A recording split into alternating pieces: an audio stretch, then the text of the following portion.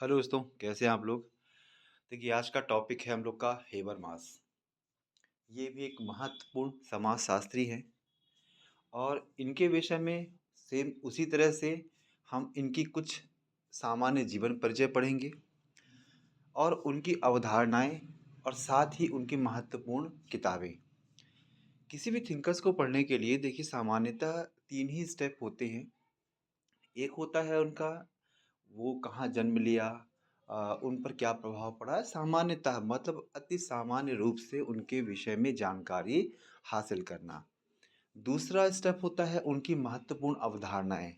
जो महत्वपूर्ण अवधारणाएं होती हैं उनको ज़रूर आप लोग अक्षर से याद कर लीजिएगा, क्योंकि एग्ज़ाम में सीधा सीधा पूछता है कि यह अवधारणा किसके द्वारा दी गई है, या इन्होंने कौन सी अवधारणा दी है, या इनमें से कौन सी अवधारणा नहीं है। जो भी है करीब करीब क्वेश्चन ऐसे ही बनेगा, कभी कभी सीधा पूछता है, कभी घुमा के पूछता है। और ठीक एक लास्ट स्टेप होता है किताबों का।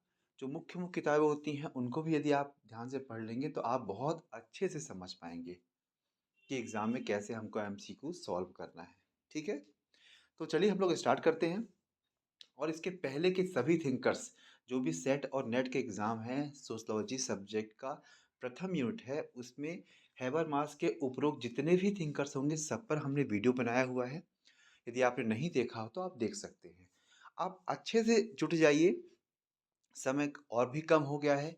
यदि हम लोग देखें तो करीब करीब आज से 30 दिन का समय रह गया है एमपीपीएससी सेट के एग्ज़ाम के लिए। ठीक है, जो भी हम आपको पढ़ा रहे हैं उसमें ध्यान देंगे। हमने कुछ को हाईलाइट्स किया हुआ है रेड कलर से, उनको ज़रूर आप ध्यान से याद कर लीजिएगा, नोट कर लीजिएगा या शॉर्ट नोट्स बना लीजिएगा।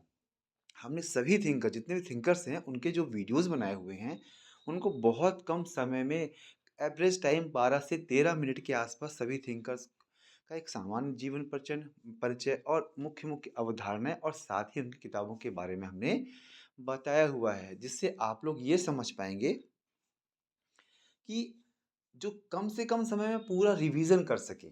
क्योंकि कोई चीज़ छोड़नी तो है नहीं, पता नहीं एग्ज़ाम में कौन सा क्वेश्चन पूछ ले। ठीक है, तो सेट के एग्ज़ाम में पेपर काफ़ी सरल आता है। यदि आपने ऊपर ऊपर से ही पढ़ लिया है, दिमाग में है, तो आप क्वेश्चन सॉल्व कर सकते हैं। ठीक है, चलिए हम लोग स्टार्ट करते हैं।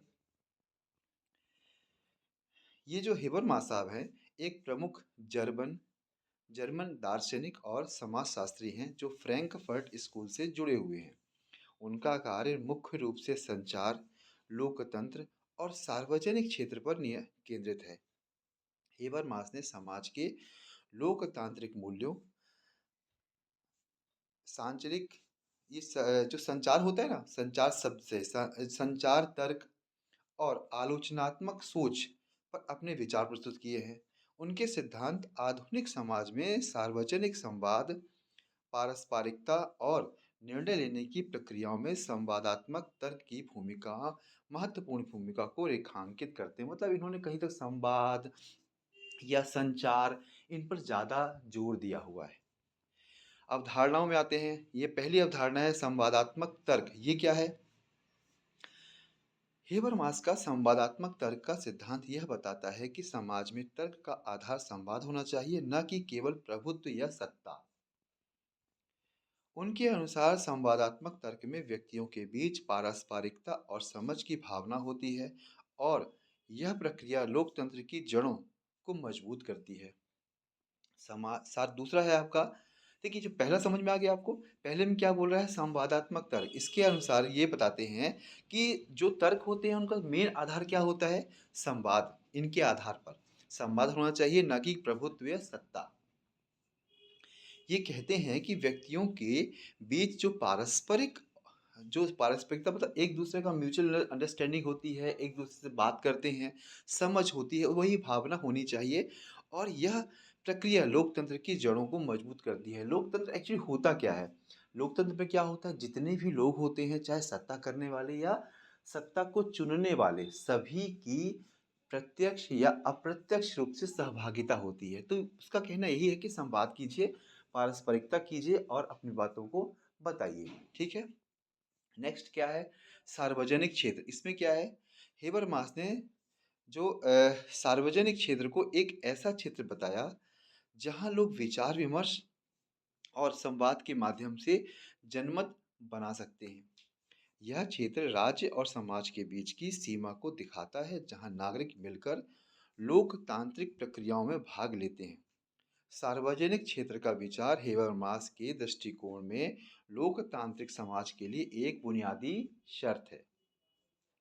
एक क्या है बुनियादी शर्त उनके लिए? सार्वजनिक क्षेत्र का विचार, मतलब जो पब्लिक सभी लोग का जो विचार है, उनका एक दूसरे का संवाद है, एक दूसरे से बात करना, अपने विचारों को देना, ये उनका क्या है? एक बुनियादी शर्त है इसकी लोकतांत्रिक समाज की।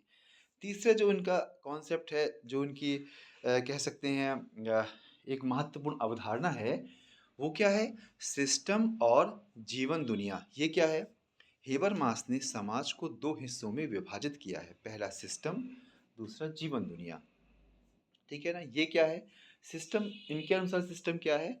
यह समाज के प्रशासनिक और आर्थिक क्षेत्र को दर्शाता है, जिसमें पैसा, शक्ति, नियंत्रण का प्रभाव होता है। जीवन दुनिया क्या है? यह पारस्परिक समझ, संस्कृति और सामाजिक रिश्तों का क्षेत्र है, जहाँ संवाद और समझ की प्रमुखता होती है। हेबरमास के अनुसार आधुनिक समाजों में सिस्टम जीवन दुनिया पर हावी हो गया है, जिससे संवाद और संबंध कमजोर होते जा रहे हैं। ये क्लियर हो गया आपका? नेक्स्ट है आपका वैधता और संप्रेषणीय क्रिया। ये क्या है? हेबरमास के अनुसार किसी भी सामाजिक या राजनीतिक व्यवस्था की वैधता उसके संवादात्मक आधार पर निर्भर होती है। मतलब ये कह रहे हैं कि कोई भी सामाजिक या राजनीतिक व्यवस्था होती है, जब तक संवाद नहीं होगा, संवाद ही उसका मुख्य आधार होता है। वैधता का सिद्धांत बताता है कि समाज में सभी निर्णय और कार्य तभी सही माने जाएंगे जब वे संवादात्मक क्रिया के माध्यम से आए हों, यानी सभी संबंधित पक्षों की सहमति और संवाद के आधार पर निर्णय लिया गया हो। नेक्स्ट है ज्ञान और मानव रुचियां। ज्ञान और मानव रुचियां ये क्या है? हेबरमास के अनुसार ज्ञान के तीन प्रकार होते हैं। इन्होंने तीन प्रकार दिए हैं ज्ञान के। कौन कौन से? पहला तकनीकी रुचि। इन्होंने ज्ञान बताया, ज्ञान के आधार पर रुचियां, मानवीय रुचि के बारे में इन्होंने क्लासिफिकेशन किया है, मतलब वर्गीकृत किया है। क्या किया है? पहला तकनीकी रुचि, जो विज्ञान और तकनीकी के विकास से जुड़ी होती है। दूसरा प्रायोगिक रुचि, जो समाज शास्त्र और मानविकी के अध्ययन में सहायक होती है। तीसरा मुक्ति की रुचि, जो समाज के परिवर्तन और सुधार के लिए कार्य करती है। तीन प्रकार हो गया ना? ठीक है। इन सभी रुचियों का उद्देश्य मनुष्य को समझने और उसकी मुक्ति के लिए ज्ञान प्रदान करता है। मतलब ये सभी रुचियां किसके काम आती हैं? उनके मुक्ति, मतलब कहीं ना कहीं समझ बेहतर विकसित हो जाती है। नेक्स्ट क्या है इसका? आलोचनात्मक सिद्धांत। ये क्या कहते हैं? हेबरमास के का आलोचनात्मक सिद्धांत का योगदान यह बताता है कि समाज को परिवर्तन की आवश्यकता होती है और इसे समझने के लिए आलोचनात्मक दृष्टिकोण अपनाना चाहिए। उनके अनुसार समाज की आलोचना उसके संस्थानों और संरचनाओं की समीक्षा के माध्यम से होनी चाहिए, ताकि शक्ति और प्रभुत्व का बेहतर ढंग से विश्लेषण किया जा सके। ये मुख्य मुख्य अवधारणाएं हो गई। अब हम कुछ इनकी चर्चित किताबों के बारे में चर्चा करते हैं। पहला है structure transformation of the public sphere. यह हेबरमास की महत्वपूर्ण किताब है, जिसमें उन्होंने सार्वजनिक क्षेत्र की अवधारणा को प्रस्तुत किया। उन्होंने बताया कि कैसे आधुनिक समाज में सार्वजनिक क्षेत्र का निर्माण हुआ है और कैसे यह क्षेत्र नागरिकों को विचार विमर्श के लिए मंच प्रदान करता है। Theory of communicative action. ये क्या है? Communicative action. इस किताब में हेबरमास ने संवादात्मक तर्क और सिस्टम जीवन दुनिया के बीच के संबंध को समझाया है। यह किताब संवाद और वैधता के महत्व को समझने के लिए एक महत्वपूर्ण स्रोत है। उन्होंने इसमें बताया कि कैसे संवाद में लोकतांत्रिक मूल्यों को बनाए रखता है। एक किताब और है इनकी। ये क्या है? Knowledge and human interest. इस किताब में हेबरमास ने ज्ञान और मानव रुचियों के बीच संबंध पर चर्चा की है। उन्होंने बताया है कि समाज में ज्ञान का विकास मनुष्यों की विभिन्न रुचियों पर आधारित होता है और यह समाज को बदलने और विकसित करने में सहायक होता है। ठीक है। नेक्स्ट क्या है? नेक्स्ट आपकी ये जो किताब है लेजिटिमेशन क्राइसिस, ये क्या है? इस पुस्तक में हेबरमास ने आधुनिक समाज में राजनीतिक और व्यवहार सामाजिक व्यवस्थाओं की वैधता पर प्रश्न उठाया है। उन्होंने बताया है कि कैसे आधुनिक समाज में वैधता संकट पैदा हो रहा है और इसके कारण लोगों का अपने राजनीतिक सिस्टम पर विश्वास कमजोर हो रहा है। नेक्स्ट किताब इनकी है बिटवीन फैक्ट्स एंड नॉर्म्स। ये क्या है? ये भी एक बहुत फेमस किताब है उनकी। इस किताब में लोकतंत्र, विधि और सार्वजनिक क्षेत्र के संबंध पर केंद्रित है। इसमें हेबरमास ने बताया है कि समाज में तथ्य और मानदंड कैसे आपस में जुड़े होते हैं और किस प्रकार से लोकतांत्रिक प्रक्रिया को मजबूत करते हैं।